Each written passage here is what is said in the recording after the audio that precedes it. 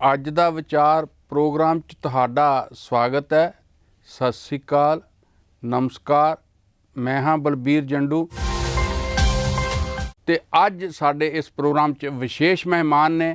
ਉੱਘੇ ਬੁੱਧੀਜੀਵੀ ਡਾਕਟਰ ਪਿਆਰੇ ਲਾਲ ਗਰਗ ਜੀ। ਉਹਨਾਂ ਦਾ ਜਿਹੜੇ ਵੱਖ-ਵੱਖ ਖੇਤਰ ਹੈਗੇ ਆ, ਚਾਹੇ ਉਹ ਸਿੱਖਿਆ ਦਾ ਖੇਤਰ ਹੈ, ਚਾਹੇ ਮੈਡੀਕਲ ਦਾ ਖੇਤਰ ਹੈ, ਚਾਹੇ ਰਾਜਸੀ ਖੇਤਰ ਹੈ, ਚਾਹੇ ਸਮਾਜਿਕ ਖੇਤਰ ਹੈ, ਚਾਹੇ ਮਨੋਵਿਗਿਆਨ ਦਾ ਖੇਤਰ ਹੈ, ਚਾਹੇ ਟ੍ਰੇਡ ਯੂਨੀਅਨ ਦਾ ਖੇਤਰ ਹੈ। ਹਰ ਖੇਤਰ ਵਿੱਚ ਉਹਨਾਂ ਦਾ ਬੜਾ ਵਿਸ਼ਾਲ ਤਜਰਬਾ ਹੈ ਤੇ ਬੜੀ ਵਿਆਪਕ ਜਿਹੜਾ ਉਹਨਾਂ ਨੇ ਜਿਹੜੀ ਇਸ ਮਾਮਲੇ 'ਚ ਸਟੱਡੀ ਕੀਤੀ ਹੋਈ ਹੈ ਤੇ ਉਹਨਾਂ ਦਾ ਇੱਕ ਆਪਣਾ ਦ੍ਰਿਸ਼ਟੀਕੋਣ ਹੈ ਜਿਹਦੇ ਰਾਹੀਂ ਉਹ ਸਾਰੀਆਂ ਘਟਨਾਵਾਂ ਨੂੰ, ਵਰਤਾਰਿਆਂ ਨੂੰ, ਰੁਝਾਨਾਂ ਨੂੰ ਦੇਖਦੇ ਹੈ। ਤੇ ਅੱਜ ਅਸੀਂ ਉਹਨਾਂ ਤੋਂ ਇਹ ਜਾਣਨਾ ਚਾਹਾਂਗੇ ਕਿ ਕਿਸ ਤਰ੍ਹਾਂ ਜਿਹੜਾ ਕਿਸਾਨ ਅੰਦੋਲਨ ਹੈ ਤੇ ਜਿਸ ਪੜਾਅ ਦੇ ਉੱਤੇ ਉਹ ਪਹੁੰਚ ਚੁੱਕਾ ਹੈ ਔਰ ਉਸ ਦੇ ਵਿੱਚ ਜਿਸ ਤਰ੍ਹਾਂ ਕੱਲ੍ਹ ਸਮੁੱਚੇ ਭਾਰਤ ਨੇ ਭਾਰਤ ਬੰਦ ਨੂੰ ਆਪਣੀ ਹਮਾਇਤ ਦਿੱਤੀ ਹੈ ਤੇ ਸਰਕਾਰ ਨੂੰ ਡਲਾ ਦਿੱਤਾ ਹੈ ਤੇ ਕੇਂਦਰੀ ਗ੍ਰਹਿ ਮੰਤਰੀ ਇਸ ਗੱਲ ਲਈ ਮਜਬੂਰ ਹੋਏ ਕਿ ਉਹਨਾਂ ਨੂੰ ਕੱਲ੍ਹ ਸ਼ਾਮ ਹੀ ਜਿਹੜਾ ਹੈ ਕਿਸਾਨ ਜਥੇਬੰਦੀਆਂ ਨਾਲ ਗੱਲ ਕਰਨ ਦੀ ਜਿਹੜੀ ਲੋੜ ਮਹਿਸੂਸ ਹੋਣ ਲੱਗੀ ਤੇ ਰਾਤ ਜਿਹੜੀ ਗੱਲਬਾਤ ਹੋਈ ਹੈ ਉਸ ਤੋਂ ਬਾਅਦ ਬਕਾਇਦਾ ਉਹਨਾਂ ਨੇ ਗੱਲ ਕਹੀ ਹੈ ਕਿ ਅਸੀਂ ਕਿਸਾਨ ਜਥੇਬੰਦੀਆਂ ਨੂੰ ਆਪਣਾ ਜਿਹੜਾ ਕੈਬਨਿਟ ਵੱਲੋਂ ਪ੍ਰਸਤਾਵ ਤਿਆਰ ਕਰਕੇ ਭੇਜਾਂਗੇ, ਤਜਵੀਜ਼ਾਂ ਤਿਆਰ ਕਰਕੇ ਭੇਜਾਂਗੇ, ਤੁਸੀਂ ਉਹਦੇ 'ਤੇ ਵਿਚਾਰ ਕਰੋ। ਇਸੇ ਕਰਕੇ 9 ਦਸੰਬਰ ਦੀ ਜਿਹੜੀ ਅੱਜ ਦੀ ਮੀਟਿੰਗ ਸੀਗੀ ਕਿਸਾਨ ਜਥੇਬੰਦੀਆਂ ਤੇ ਕੇਂਦਰੀ ਮੰਤਰੀਆਂ ਵਿਚਾਲੇ, ਉਹ ਰੱਦ ਹੋ ਗਈ ਹੈ। ਤਾਂ ਅੱਜ ਕਿਸਾਨ ਜਥੇਬੰਦੀਆਂ ਨੇ ਉਸ ਆਪਣੀ ਬੈਠਕ ਕਰਕੇ ਉਸ ਪ੍ਰਸਤਾਵ ਨੂੰ ਜਿਹੜਾ ਕੇਂਦਰ ਸਰਕਾਰ ਵੱਲੋਂ ਆਏਗਾ, ਕੇਂਦਰੀ ਕੈਬਨਿਟ ਵੱਲੋਂ ਆਏਗਾ, ਉਹਦੇ ਉੱਤੇ ਵਿਚਾਰ ਕਰਨੀ ਹੈ ਤੇ ਉਸ ਤੋਂ ਅੱਗੇ ਪਤਾ ਲੱਗੇਗਾ ਕਿ ਅੱਗੇ ਗੱਲਬਾਤ ਕਿੱਧਰ ਨੂੰ ਤੁਰਦੀ ਹੈ ਔਰ ਕਿਸਾਨ ਅੰਦੋਲਨ ਦਾ ਰੁਖ ਤੇ ਦਿਸ਼ਾ ਕੀ ਬਣਦੀ ਹੈਗੀ ਹੈ। ਇਹ ਸਾਰਾ ਅਸੀਂ ਆਪਣੇ ਡਾਕਟਰ ਸਾਹਿਬ ਤੋਂ ਜਾਣਨਾ ਚਾਹਾਂਗੇ। ਡਾਕਟਰ ਸਾਹਿਬ, ਜਿਸ ਤਰ੍ਹਾਂ ਸਾਰੀ ਸਥਿਤੀ ਦੇ ਬਾਰੇ ਆਪਾਂ ਗੱਲ ਕਰ ਰਹੇ ਹਾਂ ਕਿ ਕਿਸ ਤਰ੍ਹਾਂ ਲੱਗਦਾ ਕਿ ਜਿਹੜੇ ਪ੍ਰਸਤਾਵ ਹੁਣ ਕੇਂਦਰ ਸਰਕਾਰ ਦੇ ਰਹੀ ਹੈ ਤੇ ਜੇ ਇਹ ਪਹਿਲਾਂ ਦਿੱਤੇ ਹੁੰਦੇ ਤਾਂ ਗੱਲ ਜਿੰਨੀਆਂ ਇੰਨੇ ਉੱਥੇ ਲੋਕਾਂ ਦੀਆਂ ਮੌਤਾਂ ਹੋਈਆਂ ਜਾਂ ਇੰਨੇ ਹੋਰ ਹੋਇਆ, ਜਿਸ ਤਰ੍ਹਾਂ ਉੱਥੇ ਕਿਸਾਨਾਂ ਨੂੰ ਜਾ ਕੇ ਬਾਰਡਰ 'ਤੇ ਜਾ ਕੇ ਧਰਨਾ ਲਾਉਣਾ ਪਿਆ, ਤਾਂ ਇਹ ਪਹਿਲਾਂ ਵੀ ਨਿਪਟਾਰਾ ਹੋ ਸਕਦਾ ਸੀ। ਪਰ ਚਲੋ ਖੈਰ ਕੇਂਦਰ ਸਰਕਾਰ ਨੇ ਹੁਣ ਇਹ ਇਸ ਪਾਸੇ ਧਿਆਨ ਦਿੱਤਾ। ਤੇ ਤੁਹਾਨੂੰ ਕੀ ਲੱਗਦਾ ਹੈ ਕਿ ਜਿਹੜੇ ਪ੍ਰਸਤਾਵਾਂ ਦੀ ਗੱਲ ਕੀਤੀ ਹੈ ਇਹਦੇ ਨਾਲ ਕਿਸਾਨ ਜਥੇਬੰਦੀਆਂ ਸੈਟੀਸਫਾਈ ਹੋ ਜਾਣਗੀਆਂ ਜਾਂ ਸੰਤੁਸ਼ਟ ਹੋ ਜਾਣਗੀਆਂ? ਦੇਖੋ ਜੰਡੂ ਸਾਹਿਬ, ਬਿਲਕੁਲ ਠੀਕ ਆ ਤੁਹਾਡੀ ਗੱਲ। ਜਿਹੜੇ ਪ੍ਰਸਤਾਵ ਦਿੱਤੇ ਨੇ ਪਾਉਣੇ ਆ ਉਸ ਦੇ ਉੱਤੇ, ਪਰ ਮੈਂ ਇੱਕ ਗੱਲ ਆਪਣੇ ਡਾਕਟਰੀ ਤਜਰਬੇ ਦੀ ਕਹਾਂਗਾ ਵੀ ਸ਼ੁਰੂ 'ਚ ਜਦ ਅਸੀਂ ਮਰੀਜ਼ ਨੂੰ ਕਈ ਵਾਰੀ ਥੋੜਾ ਪਾਣੀ ਗਲੂਕੋਜ਼ ਦੇ ਕੇ ਸਰ ਜਾਂਦਾ ਹੈ, ਪਰ ਜਦ ਉਹਦੀ ਹਾਲਤ ਮਾੜੀ ਹੋ ਜਾਂਦੀ ਆ ਉਦੋਂ ਫਿਰ ਉਹ ਗਲੂਕੋਜ਼ ਵਗੈਰਾ ਕੁਝ ਨਹੀਂ ਕਰਦੀ, ਉਹਦਾ ਕੋਈ ਬਹੁਤਾ ਫਾਇਦਾ ਨਹੀਂ ਹੁੰਦਾ।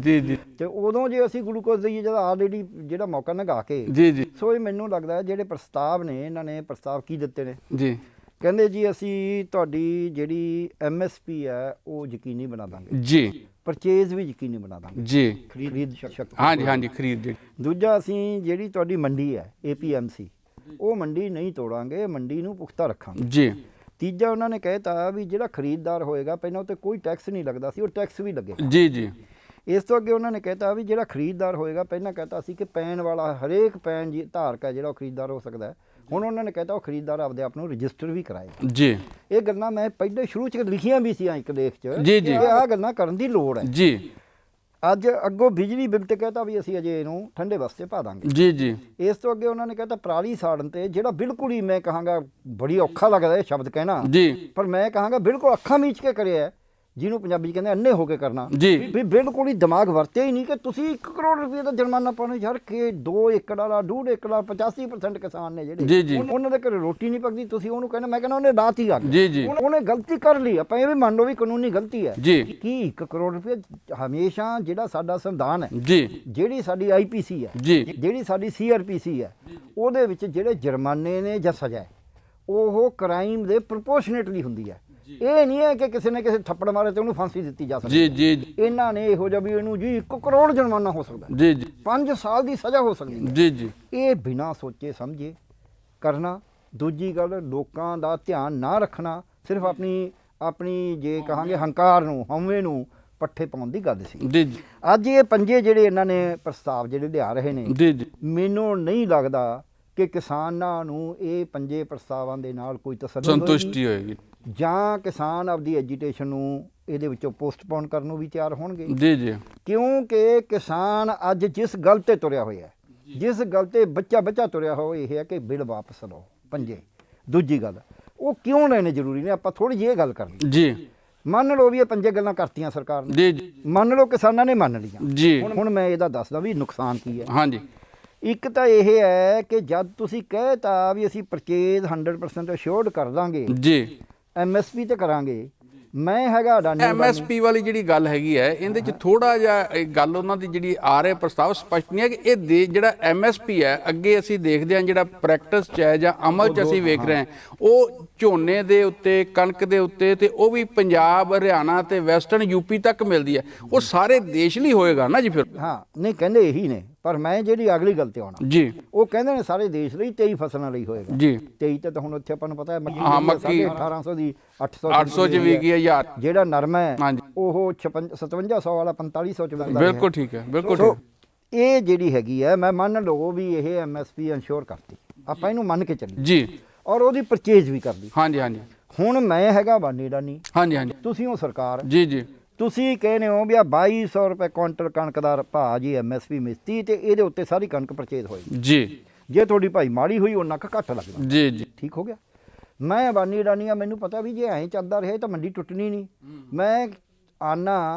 ਤੇ ਕਿਸਾਨ ਕੋਲੇ ਤੁਹਾਡੇ ਅਗੇਂਸਟ ਮੈਂ ਕਹਿੰਦਾ ਯਾਰ ਤੂੰ ਉੱਥੇ ਮੰਡੀ 'ਚ ਲੈ ਕੇ ਜਾਏਗਾ ਕਿਲੋਮੀਟਰ ਤੇ ਚਾਹੇ ਮੰਡੀ ਹੋਵੇ ਹਾਂਜੀ ਹਾਂਜੀ ਤੂੰ ਐਂ ਕਰ ਮੈਂ ਘਰੋਂ ਹੀ ਤੇਰੇ ਖੇਤ ਤੋਂ ਹੀ ਚੁੱਕਣ ਨੂੰ ਤਿਆਰ ਹਾਂ ਤੇ ਤੈਨੂੰ 2200 ਮਿਲਦਾ ਮੈਂ 2500 ਦੇਣ ਨੂੰ ਤਿਆਰ ਹਾਂ ਜੀ ਤੇ ਕਿਸਾਨ ਤਾਂ ਦੇਗਾ ਉਹਨੂੰ ਬਿਲਕੁਲ ਜਦ ਉਹ 2500 ਚ ਉਹਨੇ ਵੇਚੀ ਦੂਜਾ ਵੀ ਲਾਗੇ ਲਾਗੇ ਜੀ ਵੇਚਿਆ ਜੀ ਜੀ ਜੀ ਤੇ ਫਿਰ ਮੰਡੀ 'ਚ ਤਾਂ ਜਾਏਗਾ ਨਹੀਂ ਕੁਛ ਜੀ, ਜੀ। ਜਦ ਇੱਕ ਸਾਲ ਮੰਡੀ 'ਚ ਕਣਕ ਗਈ ਹੋਈ ਨਹੀਂ ਜਾਂ ਝੋਨਾ ਗਿਆ ਹੀ ਜੀ, ਨਹੀਂ ਜੀ। ਜਾਂ ਮੱਕੀ ਗਈ ਨਹੀਂ ਤੇ ਉਹ ਮੰਡੀ ਤਾਂ ਟੁੱਟਣੀ ਹੈ। ਮੰਡੀ ਕਾਗਜ਼ਾਂ 'ਚ ਨਾ ਵੀ ਤੋੜੋ ਕਹਿੰਦੇ ਵੀ ਜਦੋਂ ਉਹਦੀ ਯੂਟਿਲਿਟੀ ਨਹੀਂ ਰਹੀ ਉਹਦੀ ਕੋਈ ਵਰਤੋਂ ਟੁੱਟਣੀ ਇੱਕ ਗੱਲ। ਦੂਜੀ ਗੱਲ ਕੀ ਕਰਤੀ ਕਿਉਂਕਿ ਇਹ ਮੈਂ ਆਉਂਗਾ ਇਸ ਤੇ ਵੀ ਇਹ ਉਹ ਐਂ ਕਿਉਂ ਕਰ ਸਕਦਾ ਜੀ ਪਹਿਲਾਂ ਨਹੀਂ ਕਰ ਸਕਦਾ ਸੀ ਹੁਣ ਕਰ ਸਕਦਾ ਇਹਨੇ ਕਾਨੂੰਨਾਂ 'ਚ। ਦੂਜਾ ਉਹ ਕਹਿੰਦੇ ਨੇ ਅਸੀਂ ਉਹ ਤੋਂ ਟੈਕਸ ਤਾਂ ਲਾ ਦਾਂਗੇ ਮੰਨ ਲਿਆ ਤੁਸੀਂ ਟੈਕਸ ਲਾਤਾ ਹਾਂਜੀ ਉਹ ਟੈਕਸ ਜਿਹੜਾ ਹੈ ਉਹ ਜਾਊ ਕਿੱਥੇ ਕਿਵੇਂ ਕਰੂ ਉਹਦੇ ਆਪਦੇ ਹੋਣੇ ਆ GST ਨਹੀਂ ਦੇ ਰਹੇ ਜੀ ਸਟੇਟਾਂ ਦਾ ਜੀ ਪਹਿਲਾਂ ਉਹ ਮੰਡੀ ਲੋਕਲ ਲਾਉਂਦੀ ਸੀ ਜੀ ਅਜੇ ਉਹਦੇ 'ਚ ਕੋਈ ਕਲੈਰਿਟੀ ਨਹੀਂ ਹੈ। ਮੰਨ ਲਓ ਟੈਕਸ ਲਾਤਾ ਟੈਕਸ ਮਿਲ ਵੀ ਗਿਆ ਜੀ ਪਰ ਜਦ ਮੰਡੀ ਉਹ ਟੁੱਟ ਗਈ ਹਾਂਜੀ ਹਾਂਜੀ ਤੇ ਫਿਰ ਉਹਨੇ ਟੈਕਸ ਦਾ ਵੀ ਕੀ ਕਰਨਾ ਟੈਕਸ ਤਾਂ ਮੰਡੀ 'ਚ ਆਉਣਾ ਸੀ, ਉਹ ਜ਼ਿਆਦਾ ਬਿਹਤਰ ਸੀ। ਬਿਲਕੁਲ ਉਹ ਮੰਡੀ ਦੇ ਵਿੱਚ ਹੁਣ ਮੰਡੀ ਟੁੱਟਣ ਦਾ ਕੀ ਹੋਊਗਾ ਹਾਂਜੀ ਮੰਡੀ ਟੁੱਟ ਗਈ ਨਾ ਜਿਹੜਾ ਮੈਂ ਬਾਨੀ ਡਾਨੀ ਆ ਮੇਰੇ ਤਾਂ ਵੱਡੇ ਟਰਾਲੇ ਨੇ ਜੀ ਜੀ ਮੇਰੇ ਟਰਾਲੇ ਤੇ ਤਾਂ ਪੱਲੇਦਾਰ ਦੀ ਲੋੜ ਹੀ ਨਹੀਂ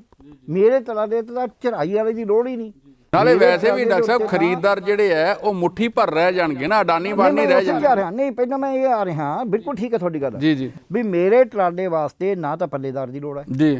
ਨਾ ਮੇਰੇ ਟਰਾਲੇ ਵਾਸਤੇ ਝਾਰੇ ਦੀ ਲੋੜ ਹੈ ਚੜਾਈ ਕਰਨ ਹਾਂਜੀ ਵਾਲੀ ਬਿਲਕੁਲ ਨਾ ਮੇਰੇ ਵਾਸਤੇ ਭਰਾਈ ਕਰਨ ਵਾਲੀ ਲੋੜ ਹੈ ਬੋਰੀਆਂ ਭਰਨ ਵਾਲੀ ਨਾ ਬੋਰੀਆਂ ਚੁੱਕਣ ਨਾ ਵਾਲੀ ਮੇਰੇ ਵਾਸਤੇ ਹੈਗੀ ਹੈ ਜਿਹੜਾ ਛੋਟੇ ਚਿੱਟੇ ਹਾਥੀ ਵਰਗੇ ਨੇ ਛੋਟੇ ਟਰੱਕ ਨੇ ਇਹ ਸਮਾਨ ਢੋਣ ਦੀ ਕਿਉਂਕਿ ਮੰਡੀ 'ਚ ਤਾਂ ਉਹ ਛੋਟੇ ਟਰੱਕ ਹੀ ਕੱਢਦੇ ਨਾ ਉੱਥੇ ਤਾਂ ਵੱਡਾ ਟਰਾਲਾ ਜਾਂਦਾ। ਸੋ ਮੈਂ ਉਹ ਸਾਰਾ ਵਪਾਰ ਟਰਾਂਸਪੋਰਟ ਦਾ ਉੱਥੇ ਆਲਾ ਦੇ ਜਿਹੜੇ ਢਾਬੇ ਨੇ ਚਾਹ ਦੁੱਧ ਦੀ ਦੁਕਾਨ ਹੈ ਜੀ ਜੀ ਜਿਹੜੇ ਆੜਤੀਏ ਨੇ ਜਿਹੜੇ ਉੱਥੇ ਵਪਾਰੀ ਨੇ ਰੇਹੜੀਆਂ ਵਾਲੇ ਆ ਤੇ ਰੇਹੜੀਆਂ ਵਾਲੇ ਨੇ ਰਿਕਸ਼ਿਆਂ ਵਾਲੇ ਨੇ ਮੈਂ ਸਾਰਿਆਂ ਦਾ ਵਪਾਰ ਖਤਮ ਕਰਤਾ ਇਸ ਗੱਲ ਦੇ ਬਾਵਜੂਦ ਕਿ ਮੈਂ ਕਿਹਾ ਮੰਡੀ ਨਹੀਂ ਤੋੜੀ ਮੰਡੀ ਨਹੀਂ ਤੋੜੀ। ਇੱਕ ਹੁਣ ਦੂਜਾ ਪਾਸਾ ਜਿਹੜਾ ਤੁਸੀਂ ਕਹਿ ਰਹੇ ਜੀ ਦੂਜਾ ਪਾਸਾ ਤੁਸੀਂ ਕਹਿ ਰਹੇ ਸੀ ਜਿਵੇਂ ਵੀ ਜਦ ਮੰਡੀ ਦੇ ਵਿੱਚ ਤੁਸੀਂ ਮੰਡੀ 'ਚ ਸਮਾਨ ਜਾਣਾ ਨਹੀਂ ਤੇ ਮੰਡੀ ਨੇ ਜਦ ਟੁੱਟੀ ਜਾਣਾ ਜੀ ਜੀ ਉਸ ਤੋਂ ਬਾਅਦ ਕੀ ਹਾਲਤ ਹੋਏਗੀ। ਉਸ ਤੋਂ ਬਾਅਦ ਮੈਨੂੰ ਇੱਕ ਜਿਹੜਾ ਦੂਜਾ ਕਾਨੂੰਨ ਹੈ ਜਿਹੜਾ ਅਸੀਂ ਕਹਿੰਦੇ ਆ ਐਸੈਂਸ਼ੀਅਲ ਕਮੋਡਿਟੀ ਐਕਟ ਹਾਂਜੀ ਹਾਂਜੀ ਜ਼ਰੂਰੀ ਵਸਤਾਂ ਜ਼ਰੂਰੀ ਵਸਤਾਂ ਜੀ ਜੀ ਪਹਿਲਾਂ ਉਹ ਮੰਡੀ ਤਾਂ ਚਾਲੂ ਹੈ ਕਿ ਮੇਰੇ ਕੋਲੇ ਐਜ਼ ਅੰਬਾਨੀ ਡਾਨੀ ਐਜ਼ ਖਰੀਦਦਾਰ ਇਹ ਤਾਕਤ ਹੀ ਨਹੀਂ ਕਿ ਮੈਂ ਇੱਕ ਲਿਮਿਟ ਤੋਂ ਵੱਧ ਕੇ ਰੱਖ ਸਕਾਂ ਸਟਾਕ ਕਰ ਸਕਾਂ। ਹੁਣ ਉਹ ਐਸੈਂਸ਼ੀਅਲ ਕਮੋਡਿਟੀ 'ਚ ਮੈਨੂੰ ਦੇਤਾ ਵੀ ਜਿੰਨਾ ਮਰਜ਼ੀ ਜੋ ਮਰਜ਼ੀ ਕਰ ਸੋ ਇਸ ਕਰਕੇ ਮੈਂ ਸਾਰਾ ਸਟਾਕ ਕਰ ਲੂੰਗਾ ਮੈਂ ਮੰਡੀ ਫੇਲ ਕਰ ਮੰਡੀ ਫੇਲ ਕਰ ਹਾਂ ਇਸੇ ਕਰਕੇ ਡਾਕਟਰ ਸਾਹਿਬ ਇੱਥੇ ਦੇਖੋ ਨਾ ਹੁਣ ਸੁਨਾਮ ਦੇ ਵਿੱਚ ਫਾਜ਼ਿਲਕਾ ਵਿੱਚ ਹਰਿਆਣੇ ਦੇ ਵਿੱਚ ਏਡੇ ਵੱਡੇ ਸਾਈਲੋ ਬਣ ਗਏ ਆ ਅਡਾਨੀ ਦੇ ਉਹ ਸਾਈਲੋ ਇਸੇ ਕਰਕੇ ਬਣੇ ਨੇ ਉੱਥੇ ਵੱਡੇ ਟਰਾਲੇ ਜਾਣੇ ਨੇ ਸਿੱਧੀ ਗੱਡੀ ਅੰਦਰ ਜਾਂਦੀ ਹੈ ਰੇਲ ਲਾਈਨਾਂ ਜਾਂਦੀਆਂ ਆਟੋਮੈਟਿਕ ਭਰੀ ਜਾਣੀ ਹੈ। ਸੋ ਮੈਂ ਸਾਰਾ ਰੁਜ਼ਗਾਰ ਖਤਮ ਕਰਤਾ। ਮੈਂ ਦੂਜੇ ਪਾਸਿਓਂ ਸਟੋਰ ਕਰਨਾ ਮੇਰੇ ਕੋਲ ਪਾਵਰ ਮਿਲ ਗਈ ਉਹ ਸਟੋਰ ਕਰਕੇ ਮੈਂ ਭਾਅ ਅੱਗੋਂ ਇਹਨਾਂ ਨੇ ਕਹਿਤਾ ਉਹ ਭਾਅ ਤਾਂ ਹੈਗਾ ਨਾ ਉਹਦੇ 'ਚ ਵੀ ਮੈਂ 1.5 ਗੁਣਾ ਸੁੱਕੀਆਂ ਵਸਤਾਂ ਜਿਹੜੀ ਮੇਰੀ ਲਾਗਤ ਹੈ ਉਹ ਤੋਂ ਤੇ ਦੁੱਗਣੀਆਂ ਗਿੱਲੀਆਂ ਵਸਤਾਂ ਜਿਵੇਂ ਫਲ ਸਬਜ਼ੀਆਂ ਨੇ। ਜੀ ਜੀ ਹੁਣ ਮੈਂ ਅਨਾਜ ਤਾਂ ਲਿਆ 22 ਰੁਪਏ ਕਿਲੋ ਜਿਵੇਂ ਮੈਂ ਤੁਹਾਨੂੰ ਦੱਸਿਆ 25 ਰੁਪਏ ਲੈ ਲਿਆ। ਹਾਂਜੀ ਜੇ ਮੈਂ 2200 ਵਾਲੀ 2500 ਕਣਕ ਖਰੀਦ ਲਈ ਜੀ ਜੀ ਉਦੋਂ ਅੱਗੇ ਮੈਂ ਕਹੂੰ ਜੀ ਇਹਦੇ ਚੜਾਈ ਤੇ ਭਰਾਈ ਤੇ ਢੋਣ ਤੇ ਸਫਾਈ ਤੇ ਫਲਾਣੇ ਤੇ ਆਟਾ ਪੀਣ ਤੇ ਪੈਕਿੰਗ ਤੇ ਵੇਚਣ ਤੇ ਮੇਰਾ ਇੰਨਾ ਖਰਚਾ ਆਇਆ ਮੇਰੀ ਇਹ ਪੈ ਗਈ 50 ਰੁਪਏ ਜੀ ਜੀ ਤੇ 50 ਵਾਲੀ ਮੈਂ 75 ਚ ਵੇਚ ਹੀ ਸਕਦਾ ਸਿੱਧਾ ਹੀ 75 ਤੋਂ ਤਾਂ ਘੱਟ ਮੈਨੂੰ ਕੋਈ ਰੋਕ ਹੀ ਨਹੀਂ ਸਕਦਾ ਜੀ ਜੀ ਤੇ 75 ਤੋਂ ਵੱਧ ਜੇ ਭਾਅ ਹੋਊਗਾ ਤਾਂ ਸਰਕਾਰ ਸੋਚੂਗੀ ਜੀ ਅਜੇ ਵੀ ਇਹ ਨਹੀਂ ਮੈਂ 80 ਕਰਨਾ ਤਾਂ ਨਹੀਂ ਕਿਸੇ ਨੇ ਪੁੱਛਣਾ। ਸੋ ਇਹਦਾ ਮਤਲਬ ਜਿਹੜਾ 20 ਰੁਪਏ 32 ਰੁਪਏ 30 ਰੁਪਏ ਕਿਲੋ ਆਟਾ ਸ਼ਹਿਰਾਂ 'ਚ ਮਿਲਦਾ ਜੀ ਜੀ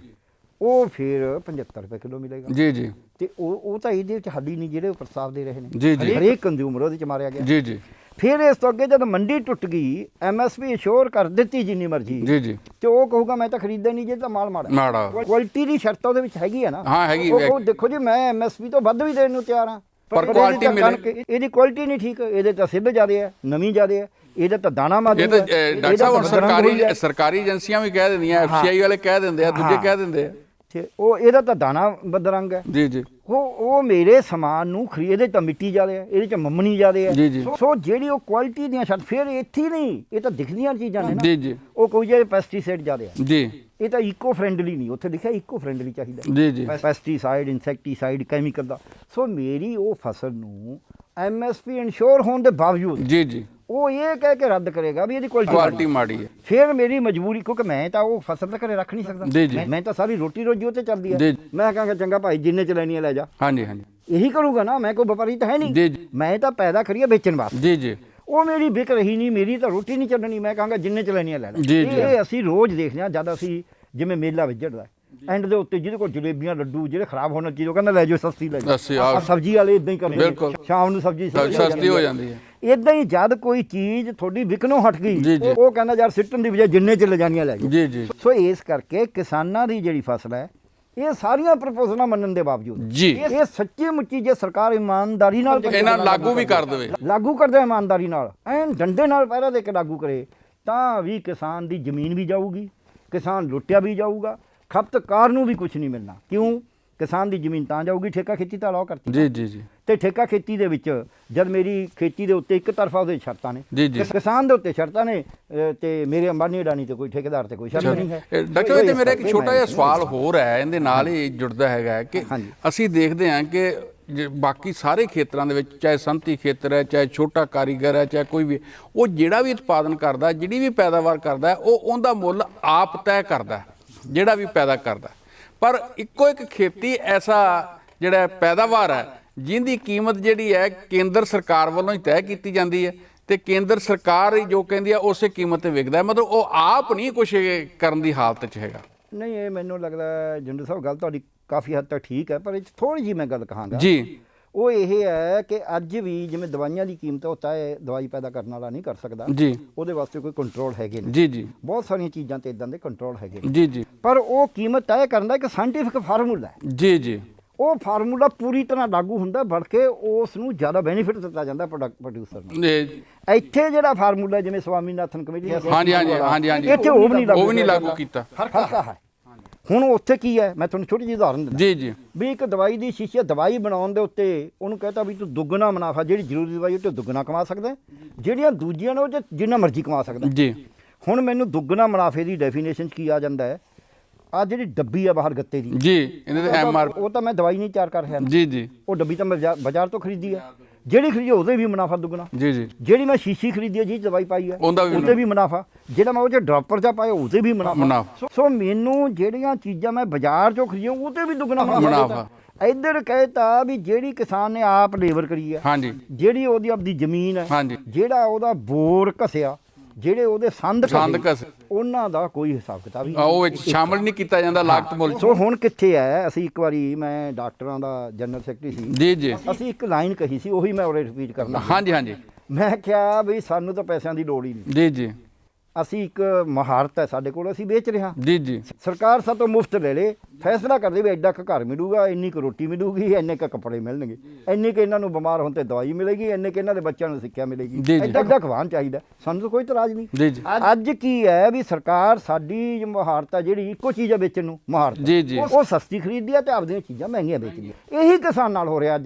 ਅੱਜ ਕਿਸਾਨ ਜੋ ਵੀ ਪੈਦਾ ਕਰਦਾ ਫਲ ਸਬਜ਼ੀਆਂ ਅਨਾਜ ਤੇਲ ਬੀਜ ਜੋ ਵੀ ਕਰਦਾ ਜੀ ਜੀ ਉਹਦੀ ਚੀਜ਼ ਦਾ ਭਾਅ ਸਸਤਾ ਮਿਥਿਆ ਜਾਂਦਾ ਹੈ ਤੇ ਜਿਹੜਾ ਉਹਨੂੰ ਚੀਜ਼ਾਂ ਦਿੱਤੀਆਂ ਜਾਂਦੀਆਂ ਨੇ ਬੀਜ ਖਾਦ ਤੇਲ ਜਾਂ ਉਹਦੇ ਵਿੱਚ ਪੈਸਟੀਸਾਈਡ ਇਨਸੈਕਟੀਸਾਈਡ ਮਸ਼ੀਨਰੀ ਉਹਦਾ ਸੌਦੇ ਦਾ ਭਾਅ ਬਹੁਤ ਮਹਿੰਗਾ ਮਿਥਿਆ ਜਾਂਦਾ ਜੀ ਜੀ ਤੇ ਇਹਦਾ ਸਬੂਤ ਇੱਕੋ ਦੇਖ ਸਕਦੇ ਹਾਂ ਅਸੀਂ ਵੀ 1970 1960 ਦੇ ਵਿੱਚ ਰੇਹ ਦੇ ਬੋਰੇ ਦਾ 6 ਰੁਪਏ ਮੁੱਲ ਸੀ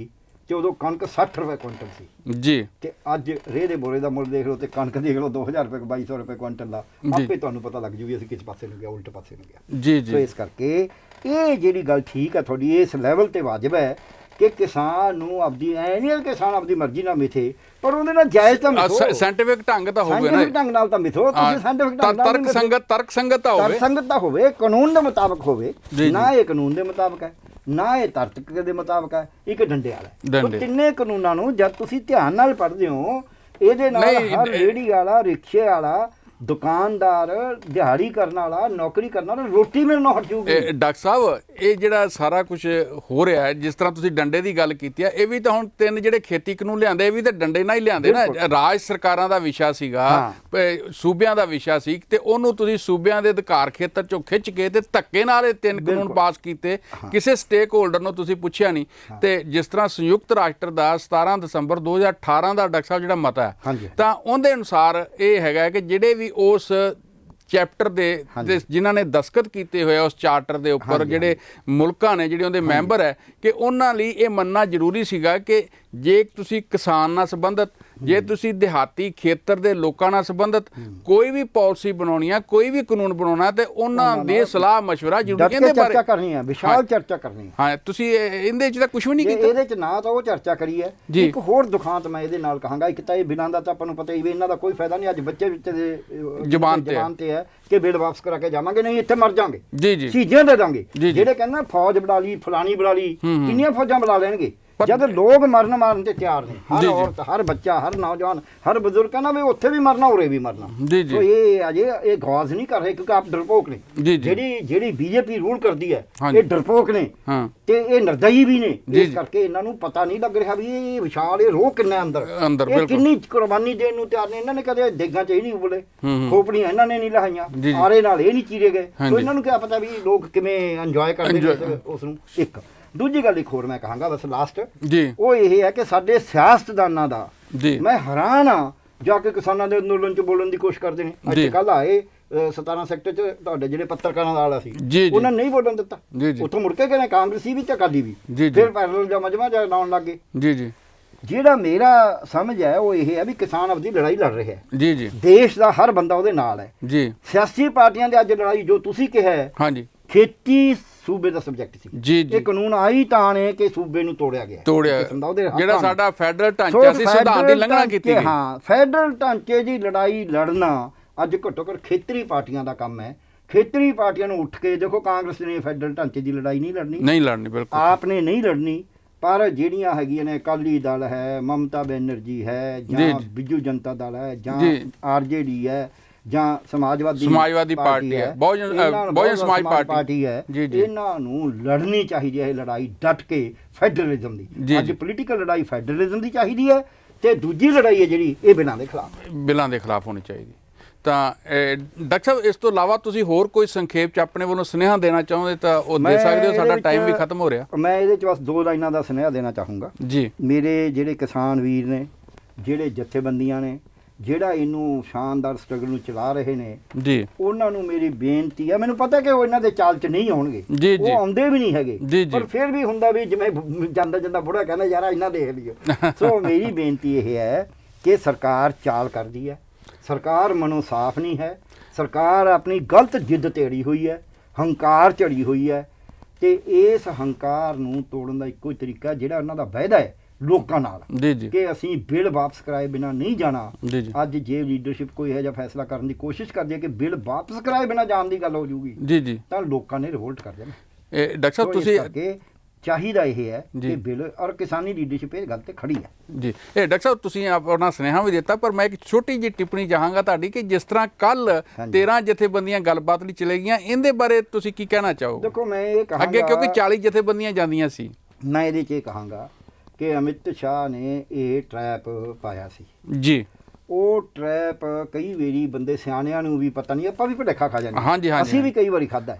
ਉਹ ਟਰੈਪ ਸੀਗਾ ਜਦ ਇਹ ਪਹਿਲਾਂ ਤੋਮਰ ਸਾਹਿਬ ਕੋਲੇ ਨਾ ਕਰਿਆ ਸੀ ਕਿ ਅਸੀਂ ਛੋਟੀ ਕਮੇਟੀ ਨਹੀਂ ਬਣਾਉਣੀ, ਤਾਂ ਇਹਨਾਂ ਨੂੰ ਇਹ ਅਮਿਤ ਸ਼ਾਹ ਕੋਲ ਜਾਣ ਵਾਸਤੇ ਵੀ ਛੋਟੀ ਕਮੇਟੀ ਨਾ ਬਣਾਉਂਦੇ ਤਾਂ ਚੰਗਾ ਹੁੰਦਾ। ਇਹ ਸਾਰੀਆਂ ਵੀ ਅਸੀਂ ਆਵਾਂਗੇ ਤਾਂ ਸਾਰੇ ਆਵਾਂਗੇ, ਨਹੀਂ ਅਸੀਂ ਤਾਂ ਕੋਈ ਵੀ ਨਹੀਂ ਆਉਂਦਾ ਜੀ। ਹੈ। ਚਾਹੇ ਦੂਜੀ ਗੱਲ ਇਹ ਵੀ ਕਹਿ ਸਕਦੇ ਸੀ, ਚਾਹੇ ਕਾਹਲੀ ਨਾਲ ਗਏ ਵੀ ਯਾਰ ਕੱਲ੍ਹ ਨੂੰ ਮੀਟਿੰਗ ਹੈਗੀ ਹੈ, ਤੁਸੀਂ ਆਪਦਾ ਵਿਚਾਰ ਵਿਚੂਰ ਕਰ ਲਓ, ਐਵੇਂ ਕਾਹਨੂੰ ਇਸੇ ਰਾਤ ਨੂੰ ਵਿਆਹ 'ਚ ਵੀਜ਼ਾ ਦੇਖਾ ਪਾਉਣੇ ਹੋ। ਜੀ ਜੀ ਹੈ, ਇਹਦੇ ਨਾਲ ਕੋਈ ਫਰਕ ਤਾਂ ਪੈਂਦਾ ਨਹੀਂ, ਬੰਦ ਹੋ ਚੁੱਕਿਆ, ਸਭ ਕੁਝ ਹੋ ਗਿਆ, ਤੁਸੀਂ ਕੱਲ੍ਹ ਨੂੰ ਆਰਾਮ ਨਾਲ ਗੱਲ ਕਰੋ, ਮੀਟਿੰਗ ਤਾਂ ਹੈਗੀ ਹੀ ਹੈ। ਸੋ ਮੈਨੂੰ ਐਂ ਲੱਗਦਾ ਹੈ ਵੀ ਉਸ ਤੇ ਕਿਤੇ ਨਾ ਕਿਤੇ ਜਿਹੜੀ ਸਰਕਾਰ ਦੀ ਚਾਲ ਸੀ, ਇਹਨਾਂ ਨੇ ਭਾਂਪੇ ਹੀ ਨਹੀਂ ਵੀ ਪਹਿਲਾਂ ਇੱਥੇ ਹਰਿਆਣੇ ਦੇ ਵਿੱਚ 4 ਕਿਸਾਨ ਇਕੱਠੇ ਕਰਕੇ ਫੈਸਲਾ ਕਰਾਇਆ ਜਾ ਰਿਹਾ ਵੀ ਅਸੀਂ ਕਿਸਾਨ ਜਥੇਬੰਦੀਆਂ ਜੀ, ਅਸੀਂ ਤਾਂ ਕਹਿੰਦੇ ਬਿੱਲ ਬਹੁਤ ਵਧੀਆ, ਜਿਹੜੇ ਤੋਮਰ ਨੂੰ ਮਿਲੇ ਸੀ, ਤੋਮਰ ਹੋਣੀ। ਫਿਰ ਦੂਜੇ ਪਾਸਿਓਂ ਆ ਰਿਹਾ ਤੋਮਰ ਦਾ ਬਿਆਨ, ਤੀਜੇ ਪਾਸਿਓਂ ਪ੍ਰਧਾਨ ਮੰਤਰੀ ਦਾ ਬਿਆਨ ਆ ਰਿਹਾ ਵੀ ਬਿੱਲ ਤਾਂ ਪੁਰਾਣੇ ਰੂਲ ਆਊਟ ਕਰਨੇ ਹੁੰਦੇ ਨੇ। ਫਿਰ ਉਹ ਜਿਹੜਾ ਕਪਿਲ ਮਿਸ਼ਰਾ, ਜਿਹਦਾ ਕੰਮ ਹੀ ਅੱਗ ਉਗਲਣਾ ਹੈ, ਜਿਹਨੇ ਕਦੇ ਕੁਰਬਾਨੀ ਤਾਂ ਕਰੀ ਨਹੀਂ ਜ਼ਿੰਦਗੀ ਵਿੱਚ, ਤੇ ਉਹ ਅੱਗ ਉਗਲਦਾ, ਗੋਲੀ ਮਾਰੋ ਸਾਲਾਂ ਕੋ ਕਹਿਣ ਵਾਲਾ ਹੈ, ਉਹ ਆ ਕੇ ਇਹਨਾਂ ਦਾ ਖਰਾਬ ਕਰਨਾ ਚਾਹੁੰਦਾ ਹੈ। ਫਿਰ 4-5 ਹਰਿਆਣੇ ਦੇ ਮੰਤਰੀ ਬਿਆਨ ਦਿੰਦੇ ਨੇ। ਫਿਰ ਸ਼ਿਵਰਾਜ ਚੌਹਾਨ ਮੱਧ ਪ੍ਰਦੇਸ਼ ਦਾ ਮੰਤਰੀ, ਮੁੱਖ ਮੰਤਰੀ ਕਹਿ ਰਿਹਾ ਹੈ ਕਿ ਦੇਖੋ ਜੀ ਇਹ ਤਾਂ 2011 ਚ ਕਾਂਗਰਸ ਵੀ ਲੱਗਿਆ ਸੀ, ਵੀ ਜੇ ਕਾਂਗਰਸ ਲੱਗਿਆ ਸੀ ਫਿਰ ਠੀਕ ਹੋ ਗਏ, ਜੇ ਕਾਂਗਰਸ ਨੇ ਉਹਦੇ ਨਾਲ ਵੀ ਲੜ ਪੈਂਦੇ ਲੋਕ, ਜੇ ਤੁਸੀਂ ਨੇ ਤੁਹਾਡੇ ਨਾਲ ਲੜਨਗੇ। ਸੋ ਇਸ ਕਰਕੇ ਇਹਨਾਂ ਨੂੰ ਥੋੜੀ ਜੀ ਹੋਰ ਚੇਤਨ ਹੋਣੀ। ਜੀ ਜੀ, ਧੰਨਵਾਦ ਡਾਕਟਰ ਸਾਹਿਬ। ਇੱਥੇ ਹੀ ਸਾਡੇ ਜਿਹੜਾ ਪ੍ਰੋਗਰਾਮ ਦਾ ਸਮਾਂ ਵੀ ਸਮਾਪਤ ਹੋ ਰਿਹਾ, ਤੇ ਹੁਣ ਮੈਂ ਤੁਹਾਡੇ ਤੋਂ ਲਵਾਂਗਾ ਆਗਿਆ, ਤੇ ਕੱਲ ਫਿਰ ਇਸ ਪ੍ਰੋਗਰਾਮ 'ਚ ਹੋਰ ਨਵੇਂ ਵਿਸ਼ੇ ਨਾਲ ਮਿਲਾਂਗੇ। ਤੁਹਾਡਾ ਸਭ ਦਾ ਇਸ ਪ੍ਰੋਗਰਾਮ ਨਾਲ ਜੁੜਨ ਲਈ ਧੰਨਵਾਦ, ਔਰ ਬਾਕੀ ਦੇ ਸਾਡੇ ਜਿਹੜੇ ਪ੍ਰੋਗਰਾਮ ਤੁਸੀਂ ਉਹਨਾਂ ਨਾਲ ਵੀ ਇਸ ਤਰ੍ਹਾਂ ਹੀ ਜੁੜੇ ਰਹੋ।